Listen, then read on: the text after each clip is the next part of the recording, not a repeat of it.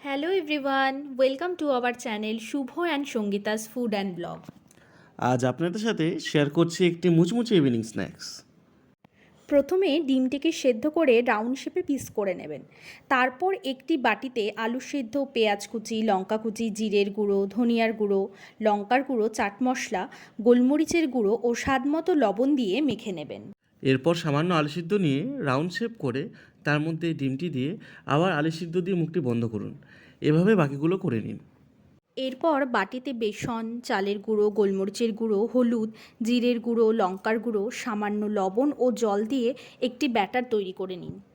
এরপর ডিমটি নিয়ে ব্যাটারে মেখে লো ফ্লেমে রাখা তেলের মধ্যে ছেড়ে দিয়ে দুপিট ভেজে নিন।